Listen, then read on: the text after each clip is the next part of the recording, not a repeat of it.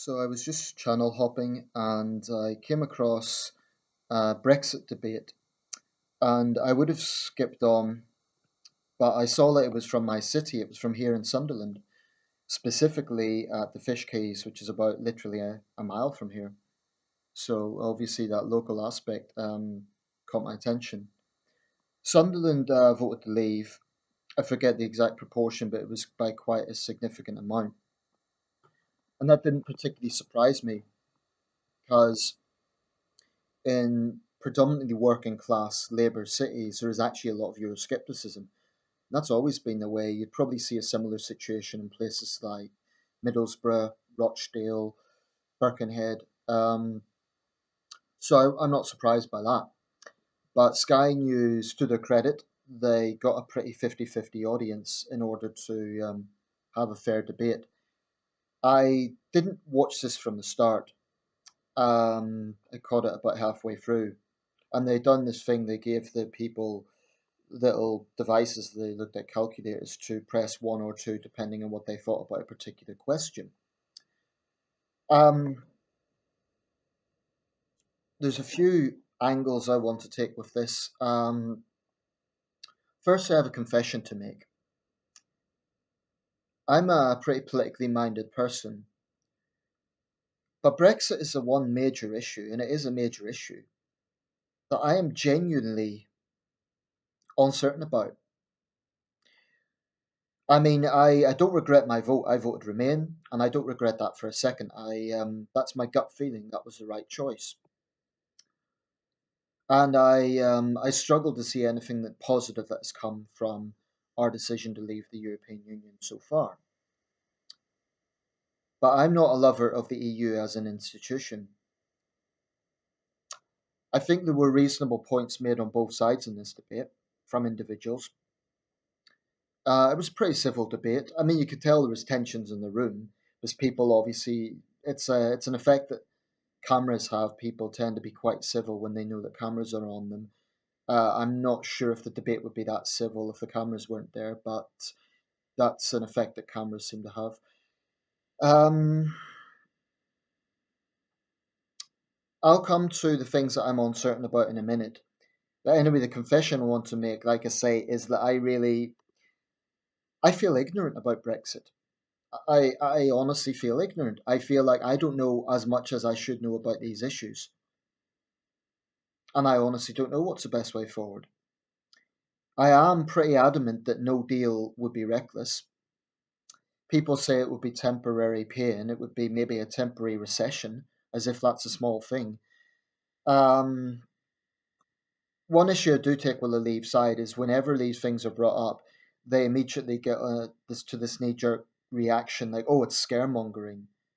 But there's a lot of Leave people who are very uncertain as well. Um, so that's something that both sides actually have in common: uncertainty. Now, one of the main reasons I voted Remain is because I thought that if we voted to come out, it would create massive uncertainty. Well, that's exactly what's happened. So that feeling has been proven to be true. Of course, March the 29th hasn't come yet. It's January the 31st now, but the uncertainty is just, I think it's bad for business because businesses don't like uncertainty. That's why a lot of business people are understandably frustrated. But I frankly think it's a little bit of a cop out just blaming politicians, which everyone in this studio audience seem to be doing. And it isn't just a Sunderland thing, it's a British thing. We tend to just scapegoat politicians for everything. Well, it was the people that made the votes, right? It was the people that voted out. 17 million people voted out, 16 million remain. So we also have to take some ownership of that. So Leave voters need to take some ownership and accept they voted out. There's uncertainty with this situation. They're not responsible for the deal that Theresa May has come up with, but I think it's a little bit of a cop out to just blame politicians. This is collective responsibility. I mean, we were given the information, we made the decision to stay or leave, and we have to take responsibility whichever way we voted. Um, So that's something that kind of irritates me a bit when people blame politicians for everything. Obviously, it's the politicians that are negotiating, it's politicians that are making the decisions, but they're under massive pressure. The Prime Minister is under massive pressure, and, you know, people on both sides are expecting her to work miracles. And I think both sides need to recognize just how difficult her position is. Because on one hand, she needs to respect the mandate that the Leave side won. On the other hand, some people have proposed that you get a hard leaver, like Jacob Rees-Mogg, number 10. I think that would be catastrophic. I think that would make a divided situation even more divided. It just wouldn't. Because I refuse to believe that 17 million people wanted a no deal Brexit. 17 million people voted to leave the European Union, but 17 million people didn't say we're voting to leave the EU without any deal. That was not on the ballot. So I think the problem the Leave side has is they're kind of the rhetoric's being dominated by hard leavers. By the same token, perhaps the Remain side's being dominated by hard Remainers, so to speak. And there was one woman in the audience towards the end, and she got right on my nerves. She was a Remainer, a photographer, and she said she travelled around the world. Her whole mentality was blame Britain first. She said, "We cannot get it." I thought she was going to say the Britain of today is not the Britain of the 70s, in which case I would agree. But basically, the line that she came out with is the sort of thing that gives the Remain side a bad image, because it was just blame Britain first. And at that point, did get a bit testy with one of the Leave panel, not panel members, audience members. It was she was saying, "Oh, if we leave the EU, we cannot exploit other countries." So it's all about the evil British Empire. Firstly, we don't have a British Empire anymore. Everyone knows that. Um, but she mentioned India. Well, India, we're still sending millions, if not billions, of aid to India, whilst they are launching very expensive space programs, whilst they're building massive statues to nationalist figures. That's money that could be used to address India's massive poverty discrepancy. So she came across as very ignorant about things like that. She's treating India like it's some sort of victim. The problem with people like her is they give the Remain side an image of being unpatriotic. And it's like blame Britain first. She mentioned Iraq and Syria. Syria. The problems of Syria is, and this is not to detract, but the problems of Syria are the fault of Bashar Assad and his evil regime. So that's a typical far left anti British mentality. I don't know who she is. But it's that sort of mentality is what gives the Remain side a bad image, because there is this image about Remainers as being unpatriotic, and that is the sort of thing that is not going to help. Now, on the other hand, I do think there is a minority of Leave people who are frankly quite jingoistic, and they they treat Europe, by which I mean the continent of Europe, like their enemies. Like the Europeans are this, the Europeans are that. We are European. This is a European country. And I'm a European. Whatever happens on March the 29th, I am a European. And I do get a little tired of the Leave side talking about the Europeans like they're a whole other body, like, ignoring 2,000 years of British history that is influenced by other parts of Europe. I don't need to give a history lesson, that's just obvious. Um, so I see both sides have an image problem, actually. And both sides will get irritated by that, because Leave people understandably don't like being dismissed as racist little Englanders. Of course, that's nonsense. But it is equally nonsense to say that all Remainers are far left or anti British ideologues like that woman, because we're not. And had I been in that studio audience and I'd been asked a question, I'd like to think I would have spoken up and said, "Look, I voted Remain, but I don't agree with that."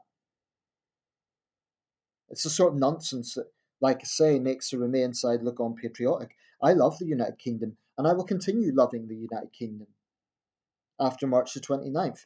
And I think too many on the Remain side give this impression that they love the EU more than their own country. And that is an image problem that I can see the Remain side has. I also think we need to recognise that there is a sovereignty issue here. We need to recognise that the drive of a lot of Leave voters was taking back control. Now, there is legitimacy in that point. But I think the Leave side need to recognise that there are a lot of people who are genuinely worried about this. And to dismiss them as remoaners, it's childish, but it's not going to help anything. It's not going to help the divisions.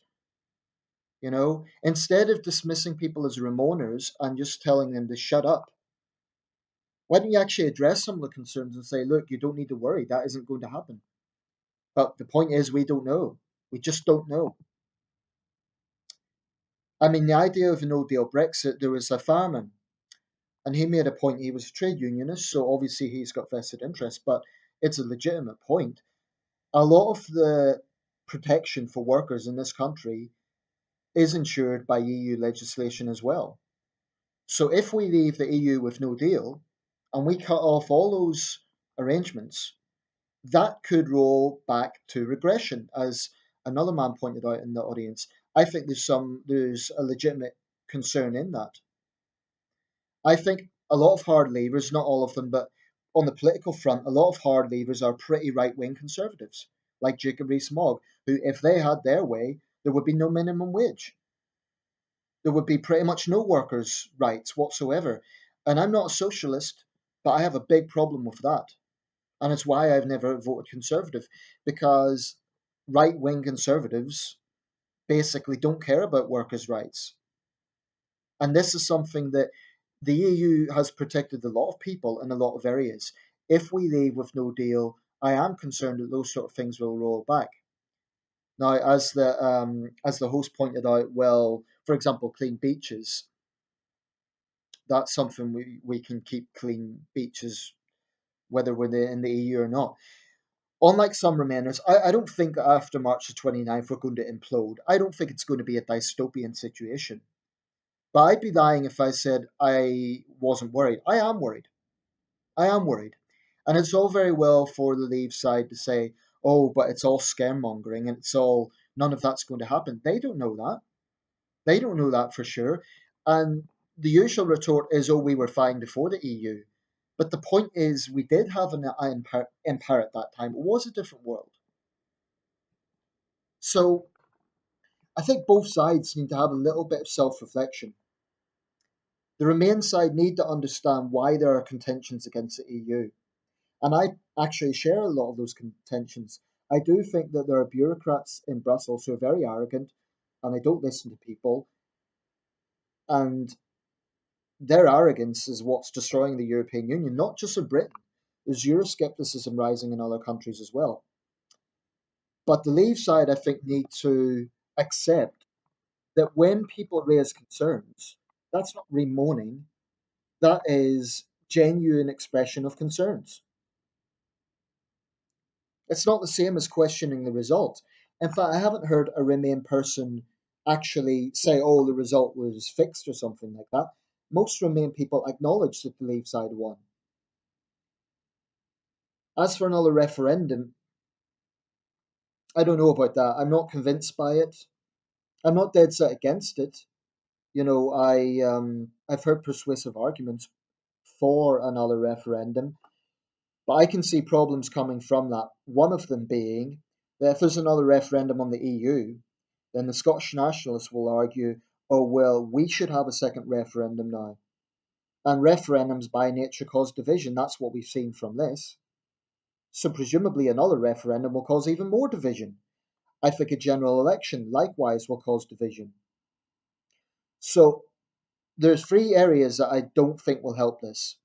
I don't want to see a no deal Brexit. I'm not convinced of another referendum, and I'm not convinced of a general election. So what does that leave? It leaves going with May's deal, which most people seem to dislike, or extending Article 50. With the information I have, and like I say, there's a lot of areas I really need to do my homework. I remain pretty ignorant about a lot of this, and I'm saying that candidly. But with everything we know, I think possibly the best option is extending Article 50 going forward from March the 29th. People will say Parliament's had long enough. I think this is a unique situation, and I think maybe they do need more time. But like I said, I'm not convinced. I'm not like cemented on anything. The only thing I would say that I'm sure about is that Brexit has caused uncertainty. No one can dispute that. Even the most hardcore Leave person cannot deny that right now there is uncertainty. When May made her deal, I know there were a lot of Leave people were furious. They were talking about war on the streets and a lot of other hyperbole, which is ironic given that they accused the Remain side of scaremongering. Then they talk about war on the streets and so on. I don't know. I'm sick of the whole thing, and I know I'm not the only one, but we can't ignore it. If you care about this country, you can't just ignore it.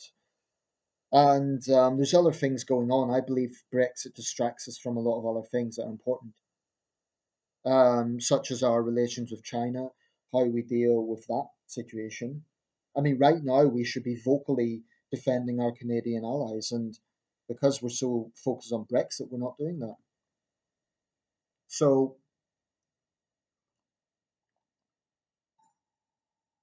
I'll be so pleased when this is over, one way or the other, and I know my compatriots on the Leave side will be as well.